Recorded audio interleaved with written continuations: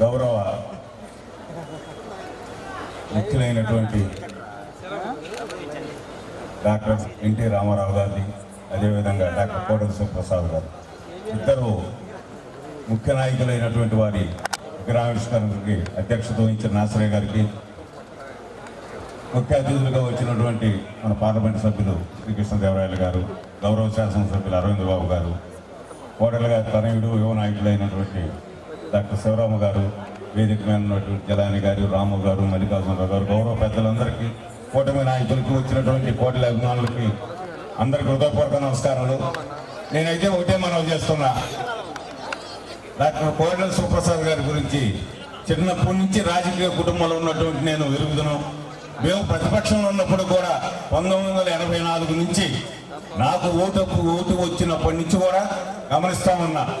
నాటి పార్లమెంట్ ఎన్నికల్లో శివప్రసాద్ గారి మూలానే, ఆయన కృషి మూలానే ఆనాడు కాసు బ్రహ్మానంద రెడ్డి గారిని ఓడించడం జరిగింది.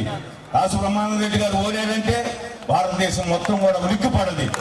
అది యువకుడైనటువంటి శివప్రసాద్ గారి ఘనత. ఇంకా తర్వాత ప్రతి ఎన్నికల్లో కూడా మా నియోజకవర్గంలో కూడా వెనుకొండలో వారి శిష్యులే తెలుగుదేశం తరఫున ఉండేటువంటి వ్యక్తులు. మేము ప్రతి సందర్భంలో కూడా కాంగ్రెస్ లో ఉండి కూడా శివప్రసాద్ గారి నాయకత్వాన్ని గమనిస్తూ ఉండేవాళ్ళం. మా తండ్రి గారు కూడా చెప్పేవారు, ఏదైనా శివప్రసాద్ గారు లాంటి కొడుకుండాలి, అంత పౌరుషవంతుడు, అంతటి వారు.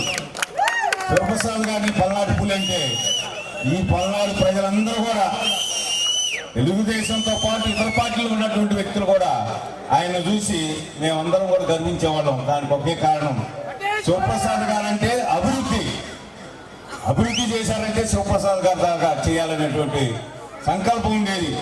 నేను శాసనసభ్యుడిగా కృష్ణారెడ్డి గారు మంత్రిగా ఉన్న సందర్భంలో కూడా జిల్లా పరిషత్ మీటింగ్లో మాకు వాటర్ స్కీమ్కి సంబంధించి మరి చర్చ వస్తే శివప్రసాద్ గారి పేరున ఆ రోజున జిల్లా పరిషత్తులో నేను ఎమ్మెల్యేగా ప్రస్తావించా. కృష్ణారెడ్డి గారు కూడా నిజమే, ప్రతిరోజు ఈరోజు నర్సాపేటకు నీళ్లు వస్తున్నారంటే అది శివప్రసాద్ గారు చేసినటువంటి ఘనతను ఒప్పుకున్నటువంటి చరిత్ర. నగరకల్లి రిజర్వాయర్కి నేను మంత్రిగా ఉన్నటువంటి కృష్ణారెడ్డి గారు వెళ్ళి ఆ రిజర్వాయర్ని ఏ విధంగా నర్సాపేటకు చేశారు, వినుకోటకు అదే విధంగా దొండపాటు చెరువులు చేయాలని 1-2 పర్యాలు చేసి చూసొచ్చినటువంటి వ్యక్తిని నేను. ఆయన అభివృద్ధిని కళ్ళారా చూసి ఆయన గౌరవించినటువంటి వ్యక్తిని ఈ సందర్భంగా మనవి చేస్తున్నా.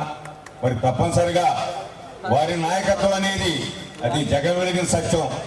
రాష్ట్రంలోనే ఇన్ని శాఖలు, చిన్న వయసులో హోంశాఖ మంత్రిగా చివరిగా నవ్యాంధ్రకి మరి ఆయన శాసనసభాపతిగా చేసినటువంటి వ్యక్తి, దరిదాపు 12 శాఖలు చేశాడు. అంత అనుభవం ఉన్నటువంటి వ్యక్తి, ఒక్క ముఖ్యమంత్రి తప్ప అన్ని శాఖల్ని సమర్థవంతంగా చేసినటువంటి వ్యక్తి శివప్రసాద్ గారిని సందర్భంగా మనం ఎందుకు వాస్తవం.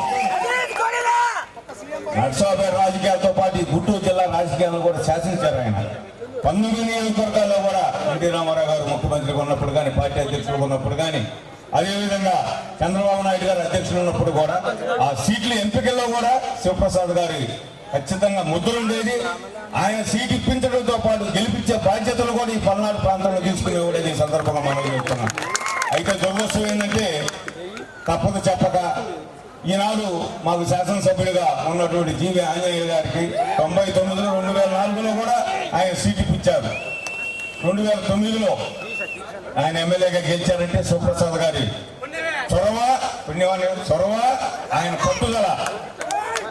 మరి అదేవిధంగా మాకు ప్రతిపక్షంలో ఉన్నటువంటి బ్రహ్మనాయుడు గారి కూడా మహానుభావుడికి ఆయన ఎక్కడో చిన్న కూలిగా ఉంటే శివప్రసాద్ గారి ఇంటి దగ్గర తిరుమల ధైర్యంగా ఆయన అభివృద్ధి చేసినటువంటి వ్యక్తి. మేము ప్రతిపక్షంలో ఉన్నప్పుడు, కాంగ్రెస్ లో ఉన్నప్పుడు కూడా శివప్రసాద్ గారిని ఏ రోజు కూడా వ్యక్తిగతంగా దూషించాం. పార్టీ పరంగా, సిద్ధాంత పరంగా మాట్లాడేవాళ్ళం. ఆయన చేసిన అభివృద్ధిని మేము తప్పనిసరిగా స్వీకరించేవాళ్ళం. నేను శాసనానికి ఒకటే మనం చేస్తున్న ఎంపీ గారికి, అదేవిధంగా ఎమ్మెల్యే గారికి కూడా, మేము శాసనసభ్యులు అయినప్పుడు తొలుత నేను జిల్లా కలెక్టర్ దగ్గర లేదా ఇక్కడ వినుకొండని ఏ విధంగా అభివృద్ధి చేయాలి, మరి శివప్రసాద్ గారు డాక్టర్ గారు ఏ విధంగా నర్సాపేట అభివృద్ధి చేశారంటే ఒక రహస్యం చెప్పారు. డాక్టర్ గారు తప్పనిసరిగా మీరు కూడా వినాలి. తెల్లవారుజామున 5ంటికి లేసైనా 6ంటికల్లా ముఖ్య అధికారులందరూ పిలిపించుకొని ఆర్టీఓ దగ్గర నుంచి, మున్సిపల్ కమిషనర్ దగ్గర నుంచి, ఆర్ఎంపీ దగ్గర అందరూ పిలిచి ఆయన శాఖల పరంగా ఎక్కడెక్కడ ఏ పని ఉందని స్వయంగా ఆయన పర్యవేక్షించి చెప్పేవాడు. ఆయన అసెంబ్లీలో ఉన్న మంత్రిగా ఉన్న నిత్యం 6 గంటలకల్లా అక్కడి నుంచి ఈ రోజు టెలికాన్ఫరెన్స్ ఉన్నారు, ఆ రోజు టెలిఫోన్లో పనులను నిర్దేశించి చేపించినటువంటి ఘనత శివప్రసాద్ గారిని ఈ సందర్భంగా మనం చేస్తూ మేము కూడా కొంతవరకు ఆయన ఫాలో అయ్యామని ఈ సందర్భంగా తెలియజేస్తూ ఇక్కడ అనేక మంది మిత్రులు ఉన్నారు. అటు రాము గారు, జలాని గారు, మేమందరం కూడా ప్రతిపక్షంలో ఉన్నప్పటికీ శివప్రసాద్ గారి వ్యక్తిత్వం, శివప్రసాద్ గారి పట్టుదల, శివప్రసాద్ గారి అభివృద్ధిని తప్పనిసరిగా మేము మెచ్చుకుంటున్నాం, గర్విస్తున్నాం. ఈ ప్రాంతంలో ఇలాంటి నాయకుడు పుట్టినందుకు మేమందరం గర్విస్తున్నాం. ఈ సందర్భంగా తెలియజేస్తూ ఆ మహానుభావుడు పైన ఉన్నారు. తప్పనిసరిగా వారి ఆశీస్సులతో వారి కుమారుడైనటువంటి డాక్టర్ శివరామ గారికి కూడా మంచి రాజకీయ భవిష్యత్తు ఉండాలని ఈ సందర్భంగా కోరుకుంటూ మనకు మంచి వ్యక్తి ఎంపీలు ఉన్నారు, చాలా అభివృద్ధి కార్యక్రమాలు చేసుకోవచ్చు, మంచి ఎమ్మెల్యే గారు ఉన్నారు. వీరిరువురు కూడా ఈ నియోజకవర్గాన్ని అన్ని రంగాలు అభివృద్ధి పరుస్తారు.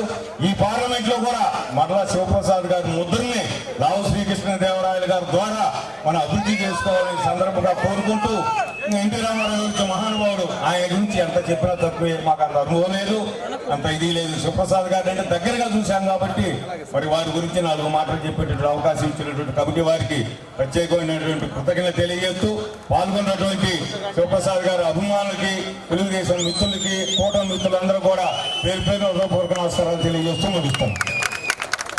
థ్యాంక్ యూ మల్లికార్జునరావు గారు.